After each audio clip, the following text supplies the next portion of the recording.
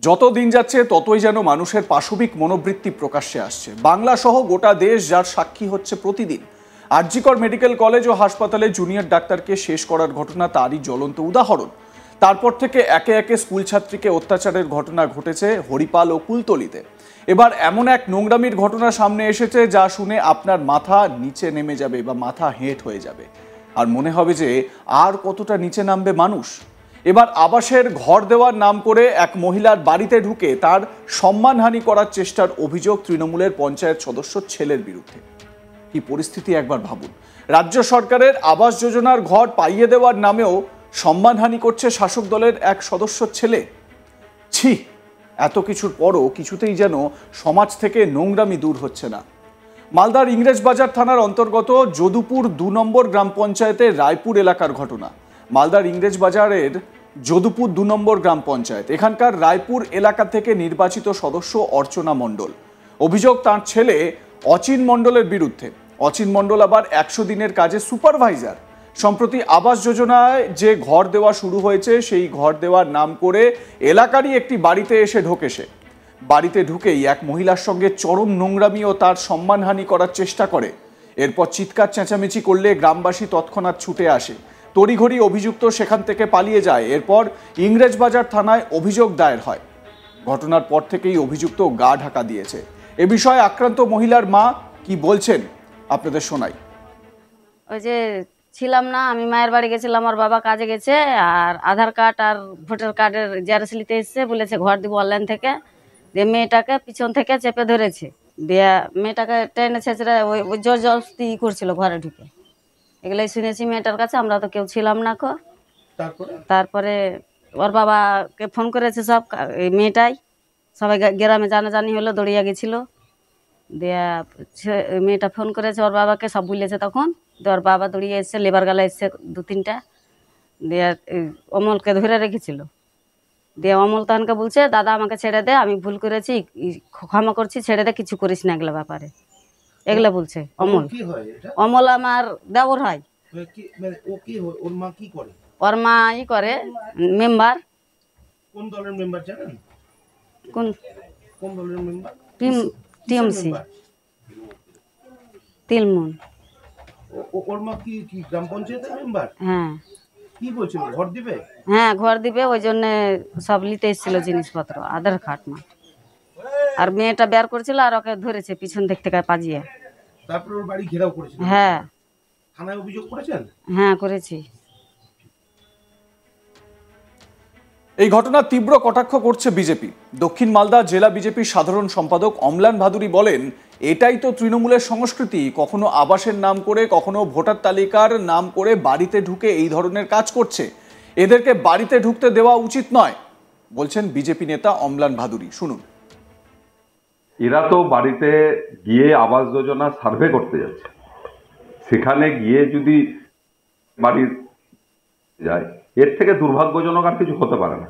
মানুষ কাকে বিশ্বাস করবে? জনপ্রতিনিধি আত্মীয়, তারাই যদি এরকম করে, তা আমরা বলবো যে এই সমস্ত তৃণমূলের যারা আছে জনপ্রতিনিধিরা, এদের একটা কালচার হয়ে গেছে।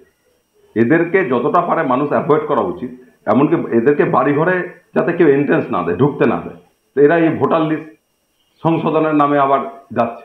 মানুষের সতর্ক হয়ে যাওয়া দরকার যে এই সমস্ত তৃণমূলের নেতা তাদের আত্মীয়দের বাড়ির আশেপাশে যেন ঘেঁষতে না দেয়। রাজ্য তৃণমূলের সহ সভাপতি তথা ইংরেজবাজার পুরসভার চেয়ারম্যান কৃষ্ণেন্দু নারায়ণ চৌধুরী বলেন, অভিযুক্তের বিরুদ্ধে কঠোর ব্যবস্থা নেওয়া হবে। শোনাবো কৃষ্ণেন্দু বাবু এ বিষয়ে কি বলছেন। এই ধরনের হিনাস কাণ্ডের সঙ্গে যারা যুক্ত থাকবে তাদের বিরুদ্ধে কঠোর আইন প্রয়োগ হবে। 18 বছর উপর হলে তাকে, এবং সেটা যাতে খুব তাড়াতাড়ি মেডিকেল বাধাস করে নিয়ে হয়, এটা পুলিশ দেখছে, পুলিশ অ্যাকশন নেবে। আমাদের দলের কখনো এই ধরনের সমর্থন করা হয় না। যারা করছেন, যারা সমর্থন করবেন, দল তাদের পাশে দাঁড়াবে না, দল তাদের বিরুদ্ধে ব্যবস্থা নেবে। যার বিরুদ্ধে মূলত অভিযোগ অচিন মণ্ডল, তার মা অর্চনা মণ্ডল, যিনি গ্রাম পঞ্চায়েত সদস্য, তিনি কি বলছেন? তিনি আবার বলছেন যে তার ছেলে নাকি নির্দোষ। শুনুন। সঠিক না, ছেলে বললো যে আমি কানে কানে বললাম যে যে ঘর এসেছে, তুই পোস্ট অফিস বল, বাড়ি কোথায়, পোস্ট অফিস, জেলা কোথায়, মকদমপুর, কি বললো, বুঝলা, কানে কানে বলেছে ওকে লক করা, ওই রাস্তার মধ্যে বলেছে। তারপরে কি ছেলে হয়েছে? বললো, তারপরে চলে আসলো, আমার মেয়েকে এরকম কেন বললো, কানে কানে। গ্রামের লোক সবাই এসে একবারে ভাঁড় চুর করে দিল। বলছি আপনার ছেলের নামে তো অভিযোগ করেছে থানা, করেছে মেয়েকে। না, করেনি, করেনি, রাস্তার মধ্যে করবে, আরো লোক ছিল, মিথ্যা বলাই করেছে, বললাম মিথ্যা কথা বলেছে। বলছি আপনার ছেলে কি করে এমনি? এমনি শুকর ভাজা, সবার বাড়ি ঘর আসছে, আমি বলেছি যে তুই বাড়ি ঘর গেলা সবাইকে দে, আমি অফিসে যাই, ভিডিও যাই, সব দিকে ই করি। আপনি গ্রাম পঞ্চায়েতের মেম্বার? হ্যাঁ, যদুপুর টুলিয়া দেখাশোনা আমার। গ্রাম পঞ্চায়েত জিতেছেন আপনি ভোটে? হ্যাঁ, কোন দল থেকে জিতেছেন? মমতা টেমসি। কি মনে হচ্ছে আপনার ছেলে কি ফাঁসিয়ে দেওয়ার চেষ্টা হচ্ছে? হ্যাঁ, ফাঁসিয়ে দিয়েছে। কেন?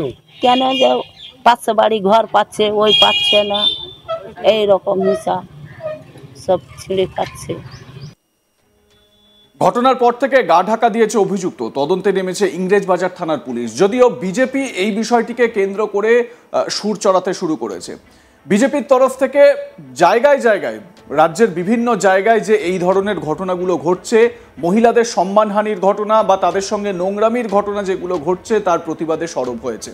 যেরকম মেদিনীপুরে মাকরামপুরে বিজেপি কর্মী মহিলাকে ডেকে তৃণমূল কার্যালয়ে যে নোংরামি করা হয়েছে তার প্রতিবাদে সরব হয়েছেন বিজেপির শীর্ষ নেতৃত্ব থেকে শুরু করে স্থানীয়রাও। তবে এই ঘটনায়, এই যে মালদার এই ঘটনায় নির্যাতিতার যে মা, তিনি কি বলছেন শোনাবো তার বক্তব্য।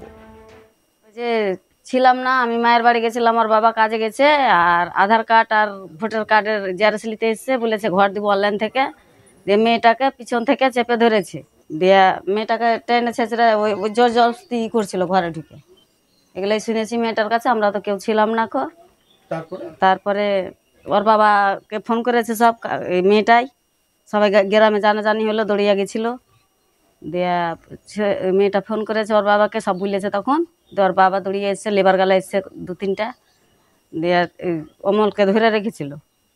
দিয়ে অমল তখনকে বলছে, দাদা আমাকে ছেড়ে দে, আমি ভুল করেছি, ক্ষমা করছি, ছেড়ে দে, কিছু করিস না এগুলো ব্যাপারে, এগুলো বলছে অমল। অমল আমার দেওর হয়। ওর মা কি করে? ওর মা ই করে, মেম্বার। কোন দলের মেম্বার জানেন? কোন দলের মেম্বার? টিএমসি। আপনাদের মতামত জানাতে থাকুন, দেখতে থাকুন আজ তাক বাংলা। বিভিন্ন খবরের আপডেট পান হোয়াটসঅ্যাপ চ্যানেল ফলো করে।